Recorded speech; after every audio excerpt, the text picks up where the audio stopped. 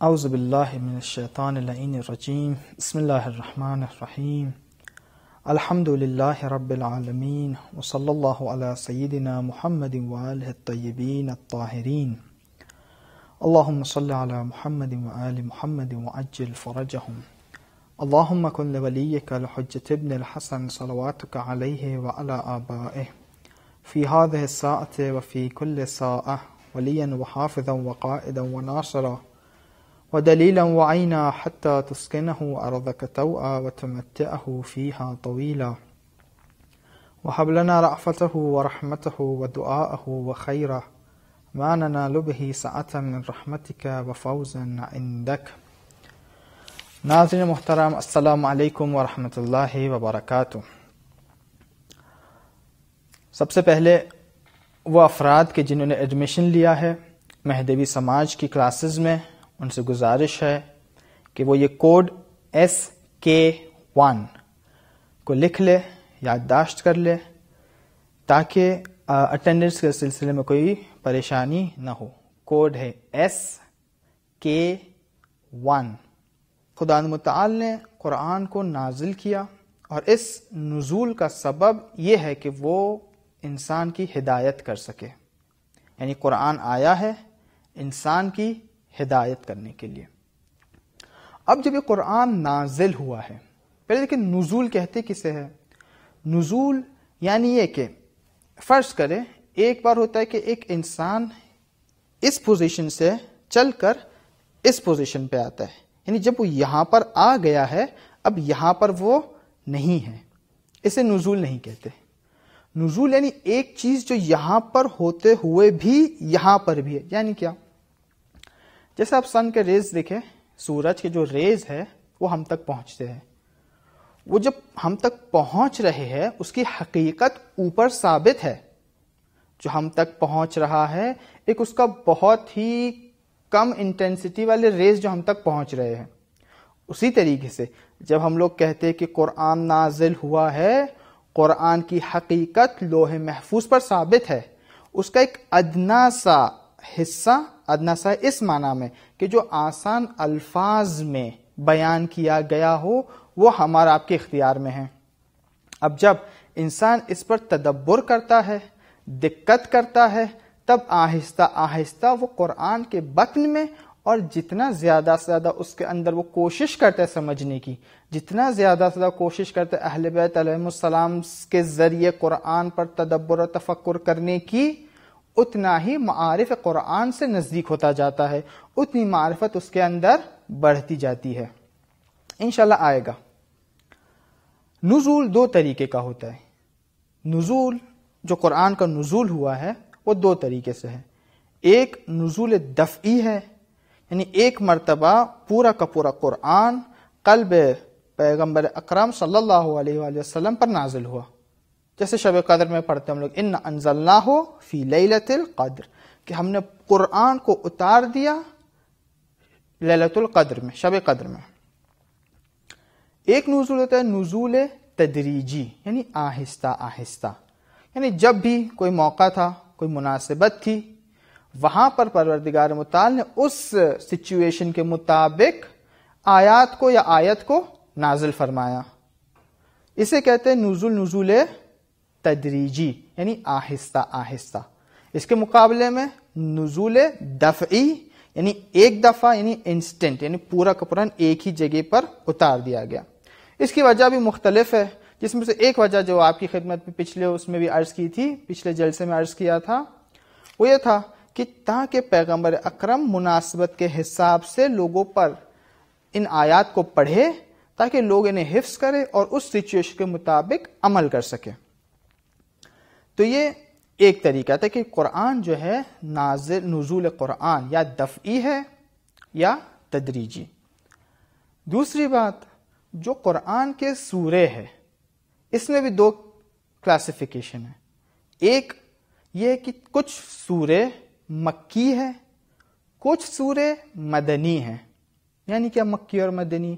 مکی ان سوروں کو کہتے ہیں کہ جو مکہ میں نازل ہوئے، مدنی ان سوروں کو کہتے ہیں کہ جو مدینہ میں نازل ہوئے۔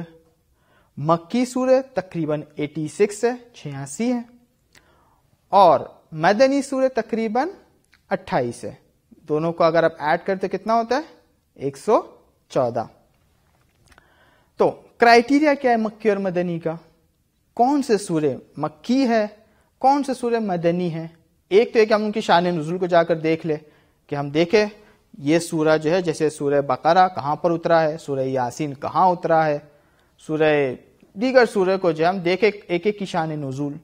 ایک دوسرا کرائیٹیریا جو علماء نے بیان فرمایا ہے وہ یہ ہے کہ وہ آیات کہ جو عقیدت اور عقائد سے ریلیٹڈ ہے، جس کے اندر عقائدی مباحث بیان کیے گئے ہو، وہ آیات مکی ہے. کیوں؟ اس لیے کہ ابتدا میں اصول دین کی معرفی کی تھی پیغمبر نے. جب پیغمبر مبعوث ہوئے تو اس کا سب سے پہلے عقائد، اصول عقیدتی، وہی اصول دین کے بارے میں پیغمبر نے سب کو بتایا. لہٰذا وہ آیات کہ جو اصول دین سے، یعنی کیا؟ یعنی توحید، عدل، نبوت، امامت، قیامت، ان سے ریلیٹڈ جو آیات ہے وہ ہے مکی. اور وہ آیات کہ جن پر فروع دین کا ذکر ہوا ہے، جو احکام کے سلسلے سے ہے، ان آیات کو کہتے ہیں آیات مدنی. لہذا نزول دو طریقے کا تھا، دفعی، تدریجی. پھر سورے بھی دو طریقے کے ہیں، سورہ یا مکی ہے یا مدنی ہے. اب آیات بھی اسی طریقے سے دو طریقے کی ہے. کچھ آیات محکم ہے، کچھ آیات متشابہ ہے. محکم یعنی اسٹرانگ، یعنی ہر انسان جب اسے پڑھتا ہے سمجھ لیتا ہے مراد کیا ہے. جیسے کہ وبالوالدین احسانا، اپنے والدین کے نسبت احسان رکھو، مہربانی سے کام لو. یہ ہر انسان سمجھتا ہے، اس کے اندر کوئی شک کی گنجائش نہیں رہتی ہے. کہا اطیعوا اللہ و اطیعوا الرسول، اطاعت کرو اللہ کی، اطاعت کرو اس کے رسول کی. واضح سی بات ہے. تو یہ کیا ہے؟ محکم، کہ جہاں پر کوئی بھی شک و شبہ باقی نہ رہے. متشابہ یعنی جس کے اندر شبہ ہونے کا احتمال ہے، جس کا ظاہر انسان کو گمراہ کر سکتا ہے. جیسے آپ نے سورہ رحمان میں پڑھا ہوگا، کل من علیہا فان ویبقى وجہ ربک ذو الجلال والاکرام.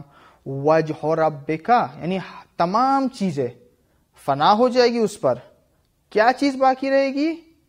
تمہارے پروردگار کا چہرہ باقی رہ جائے گا. العیاذ باللہ، مگر خدا کا چہرہ ہے. لیس کمثلہ شیء. اب یہ محکم ہے. آیات محکم فرماتی ہے کہ خدا کے جیسی کوئی چیز نہیں ہے. لیس کمثلہ شیء. اور اس طرف سے ہم دوسری آیت میں کیا پڑھتے ہیں کہ خدا کا چہرہ باقی رہ جائے گا. تو یہاں پہ ظاہر میں انسان اس میں آ جائے گا بالآخر کون سا صحیح ہے. تو یہ ہے متشابہ. متشابہ کو کس طریقے سے سمجھا جائے؟ متشابہ فاسألوا اہل الذکر ان کنتم لا تعلمون، یا والراسخون فی العلم، وہ لوگ کہ جس کا علم اس طریقے سے محکم ہے کہ جہاں پر کوئی بھی شک و شبے کی گنجائش نہیں ہوتی ہے. وہ کون ہے؟ وہ ایسی ہستیاں ہے کہ جو کہتی ہے کہ اگر ہماری آنکھوں کے سامنے سے تمام پردوں کو ہٹا دیا جائے تب بھی ہمارے یقین میں ذرہ برابر بھی تبدیلی نہیں آئے گی. ایسا کون ہے اہل بیت کے علاوہ؟ لہذا آیات جو محکم ہیں وہ انسان اسے سمجھ سکتا ہے، جیسے وبالوالدین احسانا.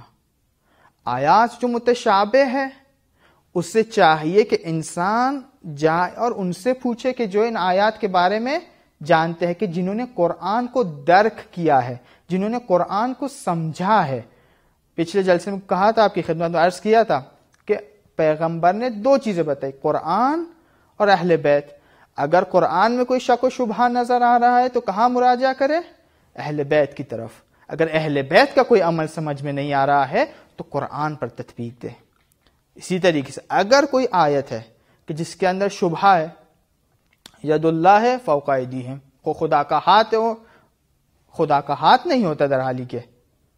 لہذا ائمہ سے پوچھا گیا، ائمہ نے کہا کبھی مراد جو رحمت الہی ہے، کبھی کہا قدرت الہی ہے، کبھی کہا حکم الہی ہے. وجاء ربک والملک صفا صفا، تمہارا پروردگار اور ملائکہ صف صف کر کے آئیں گے. پروردگار کے لیے آنا جانا معنی نہیں رکھتا ہے. تو کیا مراد ہے یہاں پہ؟ ایمان فر مراد ہے امر پروردگار، حکم پروردگار آئے گا. بہرحال نزول دو طریقے کا تھا، دفعی، تدریجی. پھر سورے بھی دو طریقے تھے، مکی، مدنی.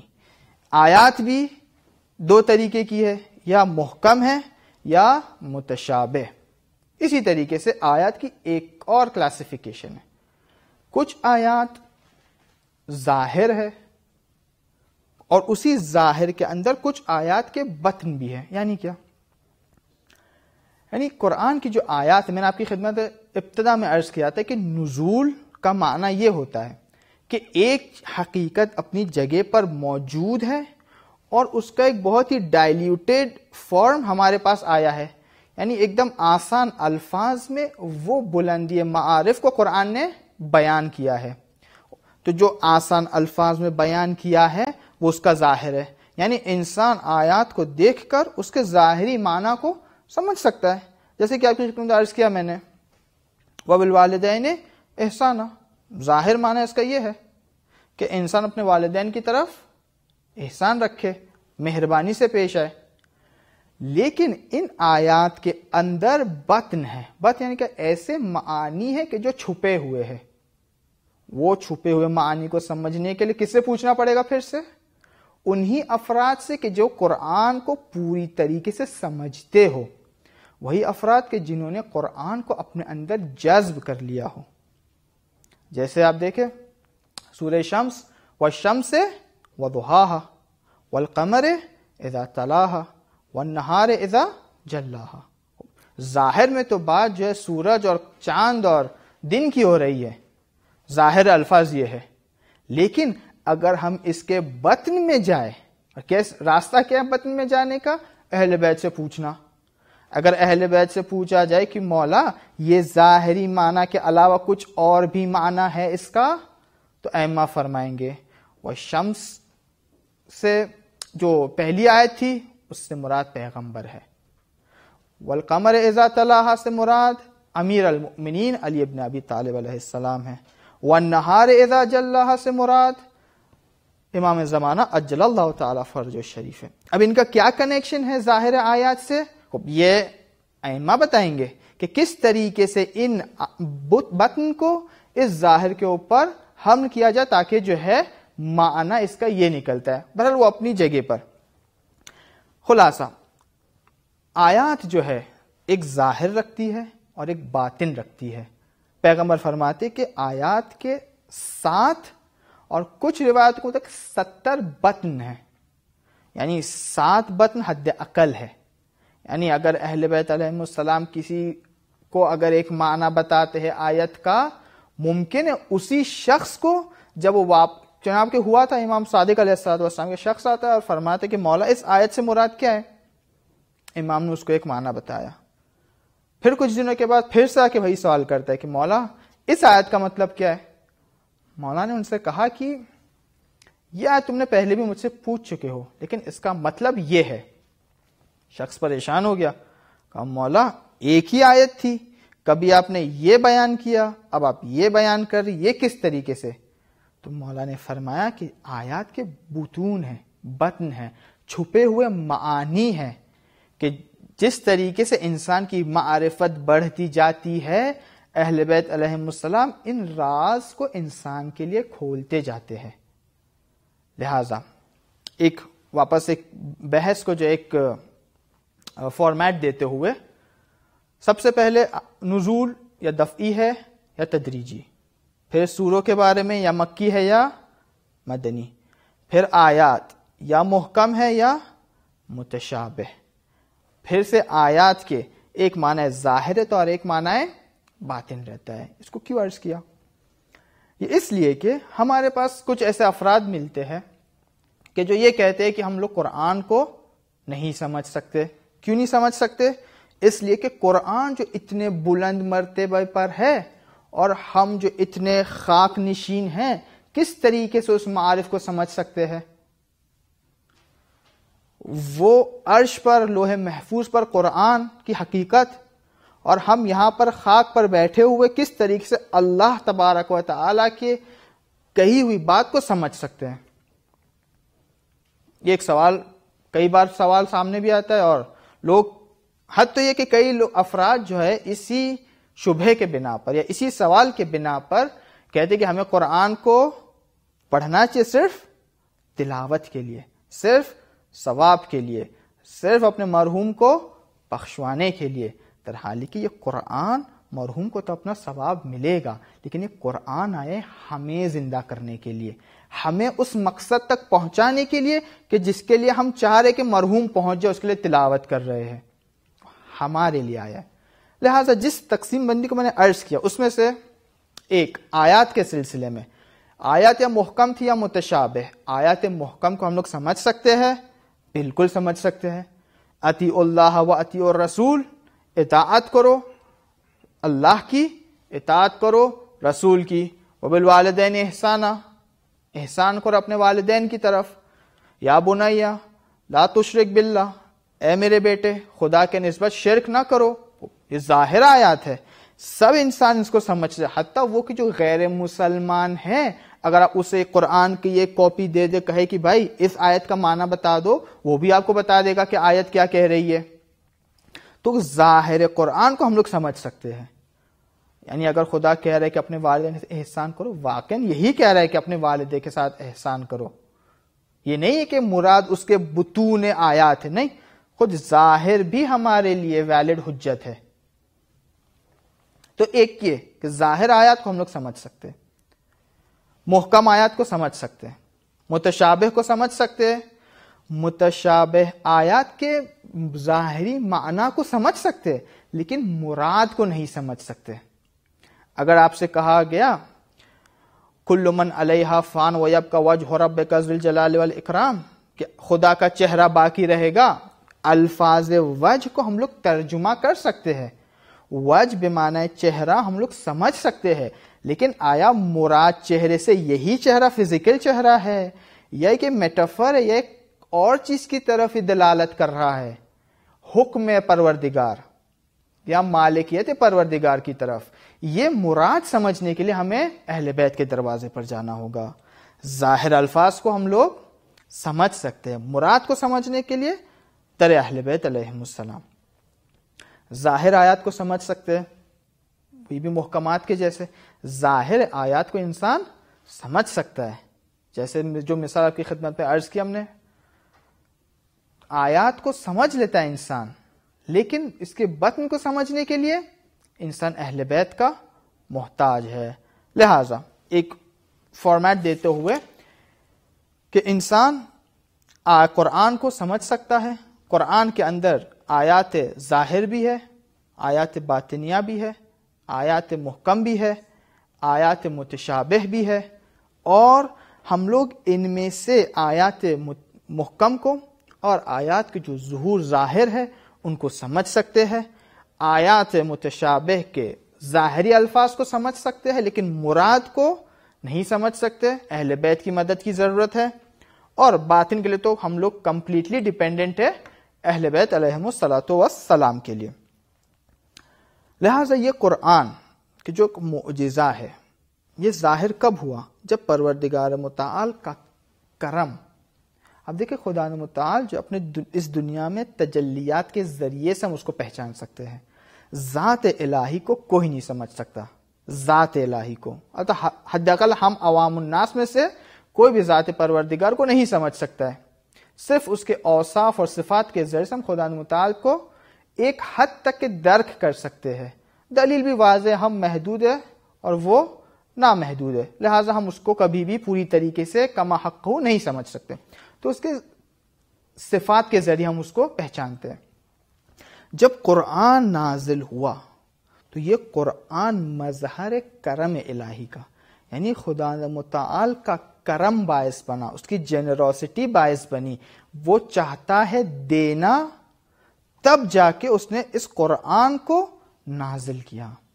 آپ دیکھیں قرآن میں جو پہلی آیات جو پیغمبر پر نازل ہوئی، اقرأ وربک الاکرم، پڑھو حالانکہ تمہارا پروردگار کیا ہے؟ صاحب کرم ہے. اور کس کے اوپر نازل ہوا یہ قرآن؟ انہ رسول کریم. اس رسول کے اوپر نازل ہوا کہ جو خود صاحب کرم ہے، صاحب جنروسٹی ہے. کس کے ذریعے سے نازل ہوا؟ کرامن برا، بِأَيْدِي سَفَرَ کرامن برا. اس شخص نے اس قرآن کو لے کر آیا، جبرائیل امین، کہ جو خود صاحب کرم ہے. جب یہ تمام صاحبان کرم کا کرم ظہور پیدا کیا، جب اس کا ظہور ہوا، تب جا کے یہ مصحف فی صحف مکرمہ. یعنی یہ قرآن دینے کے لیے ہے. قرآن کو آپ سے کچھ نہیں چاہیے.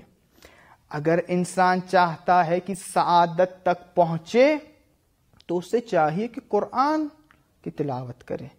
لیکن آیا صرف تلاوت کافی ہے؟ یا یہ کہ تلاوت کے بعد ایک اور مرحلہ آتا ہے، اور وہ ہے مرحلہ تدبر کا، تفکر کا، کہ یہ دیکھیں قرآن ہم سے کہہ کیا رہا ہے. اس لیے کہ جب تک ہم نہیں سمجھیں گے قرآن کیا ہم سے کہہ رہا ہے، اس وقت تک کس طریقے سے ہم قرآن پر عمل کریں گے. اب یہاں پر ایک اور سوال پیش کیا جاتا ہے کہ جب ہمیں قرآن سمجھ میں ہی نہیں آتا تو قرآن کی تلاوت کیوں کرے؟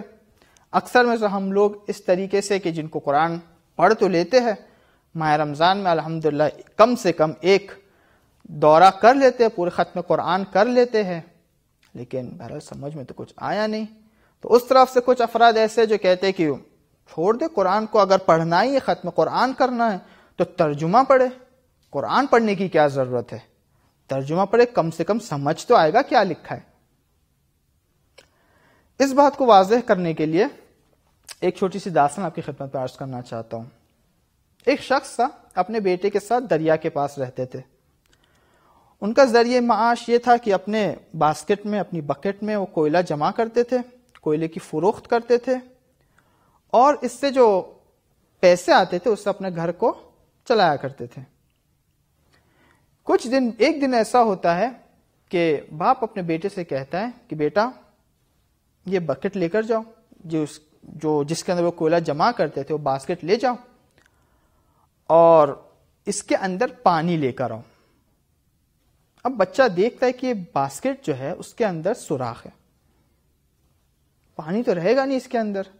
لیکن باادب بچہ تھا، باپ کے کہنے کو اس نے مان لیا، کہا ٹھیک ہے بابا جان. وہ گیا دریا کے پاس، پانی بھرا، واپس آ رہا تھا، دیکھا پانی تو پورا بہہ گیا. پھر گیا، پھر کوشش کر جلدی پہنچے تاکہ والد کا حکم ہے، کہا کہ والد بھی خوش رہے گی کہ اتنی سختیوں کے ساتھ میں نے کم سے کم کچھ تو پانی لے کر آیا. دیکھا پھر بھی نہیں ہوا. اب جب تیسری بار اس نے ٹرائی کیا تو اس نے کہا کہ بابا جان میں جتنی بھی کوشش کر رہا ہوں پانی اس کے اندر نہیں رہ رہا ہے، اس لیے کہ اس کے اندر سوراخ ہے، پانی سب بہہ جا رہا ہے. تو اس کے والد نے اس سے کہا کہ بیٹا تو مجھے بھی پتا ہے کہ جہاں پر سوراخ ہوگا وہاں پر پانی نہیں ٹھہرے گا. اگر ہم لوگ قرآن پڑھ رہے ہیں، قرآن کو نہیں سمجھ رہے ہیں تو قرآن کے معارف ہمارے اندر نہیں آئیں گے.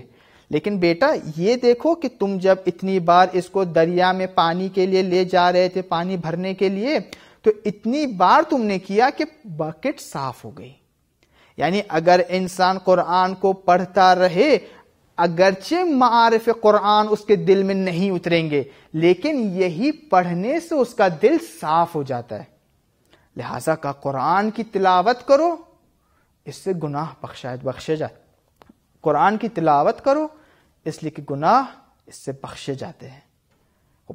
سمجھ میں نہیں آتا تو کیا کریں؟ یہ ایک دوسرا مرحلہ ہے کہ سمجھ میں نہیں آتا ہے تو کیا کریں. اب دیکھیں جتنے بھی حاضرین یہاں پر سن رہے ہیں اس ویڈیو کو، یا جو کلاس میں حاضر ہوئے ہیں، وہ سب اردو تو حد اقل جانتے ہی ہیں. اس کے علاوہ اکثر لوگ ہوں گے کہ جو ایک دوسری لینگویج بھی جانتے ہیں اور سمجھتے ہیں، یا اگر نہیں بھی جانتے تو ایک دل میں رہتا ہے کہ کاش ہمیں فلاں زبان آتی تو ہم بھی کامیاب ہوتے. کیوں؟ اس لیے کہ ہمیں لگتا ہے کہ اگر ہم فرض کرے انگلش اگر آتی ہو ہمیں تو ہم بہت بڑے بڑے کام کر سکتے ہیں. ہم جو ہے آگے ترقی کرنے کے لیے ہمارے لیے انگلش بہت ہی ضروری ہے. انٹرنیشنل لینگویج ہے, اگر آئے گی تو ہمارے لیے جو ہے اپارچونیٹیز بھی انٹرنیشنل رہے گی. اس کی خاطر جو والدین اس بات کی طرف متوجہ رہتے ہیں وہ اپنے بچوں پر خرچ کرتے, انویسٹ کرتے ہیں کہ چلے ہمارا بچہ کل جا کے اس کو اچھی اپارچونیٹی ملے گی, انگلش اس کو سکھاتے, اس کو ٹیوشنز لگاتے, اگر اسکول میں اگر وہ ضعیف ہوتا ہے بچہ تو اس کے لیے ٹیوشنز لگاتے تاکہ وہ آگے جا کے ترقی کرے. لیکن افسوس ہے, یعنی یہ ایک کڑوا سچ ہے, افسوس ہے کہ ایک 60, 70 یا 100 سالہ زندگی کے لیے ہم لوگ انویسٹ کرتے ہیں اپنے اندر بھی اور اپنے بچوں میں بھی کہ کل جا کے انہیں ایک اچھی اپارچونیٹی ملے گی, کل جا کے ان کا فیوچر اور بھی روشن ہوگا. لیکن یہ قرآن جو اتنا کہہ رہا ہے کہ اگر تمہیں دنیا اور آخرت کی سعادت چاہیے, دنیا اور آخرت کی کامیابی چاہیے, تو در اہل بیت قرآن پر ہے.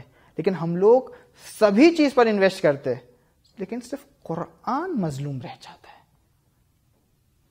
اگر ہم سے کوئی کہتا, آپ اپنے اندر بھی جائزہ لیجئے, اگر آپ سے کوئی کہتا کہ اگر آپ جو ہے فار ایگزامپل چائنیز لینگویج سیکھ لے تو آپ کو پتہ نہیں کتنے $1 ملیں ملے گے.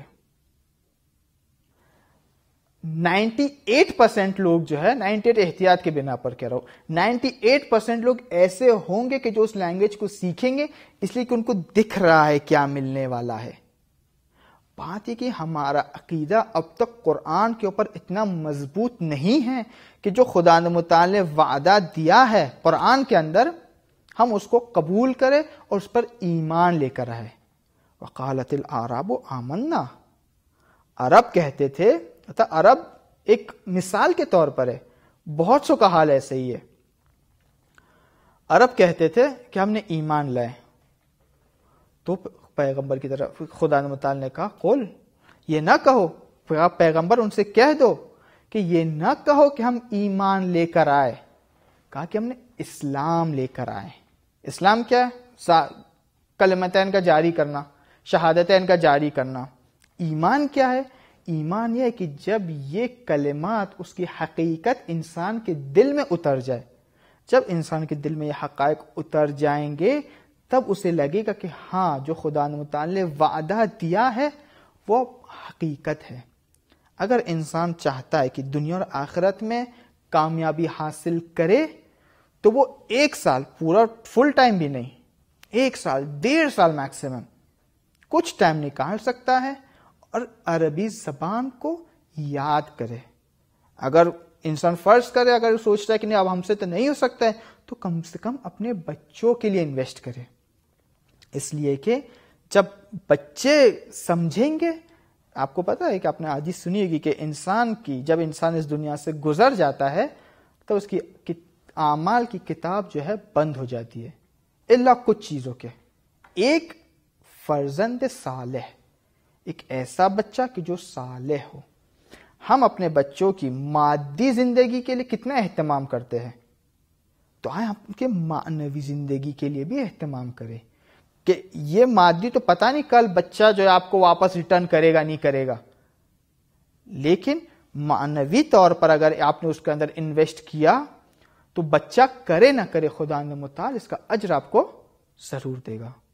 اور اسی لیے کہا گیا والدین کے اوپر ایک حق, یہ حق کی بات ہے, بچے کا حق اپنے والدین پر یہ ہے کہ اسے قرآن سکھائیں.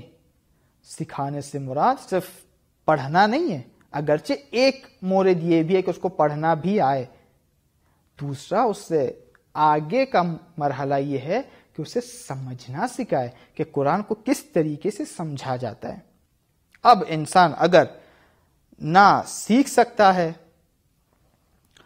اور اس کنڈیشن پر ہے کہ نہ وہ تلاوت کر سکتا ہے قرآن کی, نہ ہی وہ سیکھ سکتا ہے, تب جا کے ترجمہ سیکھے, یا جب تک کہ ان 2 مرحلے میں ہے تب تک جا کے ترجمے سے استفادہ کرے. ترجمہ بھی اچھی چیز ہے, فائدہ اٹھانا چاہیے, ترجمہ کا بھی مطالعہ رہنا چاہیے, لیکن ترجمہ ایک انٹرپریٹر کے جیسا آپ کے لیے, خدا چاہ رہا ہے آپ سے ڈائریکٹ رابطہ برقرار کرے، آپ ایک انٹرپریٹر کو ڈال دے بیچ میں. اب جو الفاظ خدا کہنا چاہ رہے آپ سے، درواقع انٹرپریٹر آپ کو بتا رہا ہے کہ بھائی خدا کی مراد یہ ہے. اور بہرحال انٹرپریٹیشن میں آپ کو پتا ہے کہ جو ہے کس طریقے سے معنی بہت سی اوقات گم ہو جاتا ہے. بہرحال وہ ایک دوسرا مرحلہ ہے. تو قرآن ہمیں چاہیے کہ اس کے اوپر تلاوت ہو. سب سے پہلا مرحلہ تلاوت ہے. دوسرا مرحلہ یہ کہ انسان اس کے اوپر سوچے، غور و فکر کرے، تدبر کرے. ایسا نہ ہو کہ ہمارا تمام ہم و غم یہ ہو ماہ مبارک رمضان میں کہ کس طریقے سے قرآن کو ختم کرے. ایک ختم قرآن کیا ہم نے، 4 ختم قرآن کیا ہم نے. امام علی علیہ السلام فرماتے ہیں کہ اس کو شعر کے جیسے نہ پڑھو کہ بس شعر فوراً جو آپ پڑھ کے آگے بڑھو. تمہارا ہم و غم یہ نہیں ہونا، یہ حدیث کے جملے، کہ آپ کا ہم و غم یہ نہیں ہونا چاہیے کہ آخر سورہ تک پہنچ جائے. بلکہ چھٹے امام سے بھی حدیث ہے کہ امام فرماتے ہیں کہ جب بھی تم بہشت اور جنت کی آیتیں پڑھو تو خدا وہاں پر رکو، خدا متعال سے طلب کرو، دعا کرو کہ پروردگارا یہ صفات جو تم نے بہشت کی بیان فرمائی ہے ہمیں بھی نصیب فرما. اور جب تم جہنم کی آیات کے تلاوت کرتے ہو وہاں پر ٹھہرو اور پروردگار سے دعا کرو، پروردگارا ان صفات سے اور اس سچویشن سے مجھے پناہ دے، مجھے ان چیزوں میں مبتلا نہ فرما. انشاءاللہ پروردگار متعال سے دعا ہے کہ پروردگار ہمیں قرآن کو سیکھنے کی، سمجھنے کی اور اس پر عمل کرنے کی توفیق عنایت فرمائے. والسلام علیکم ورحمۃ اللہ وبرکاتہ. اللہم صلی علی محمد وآل محمد.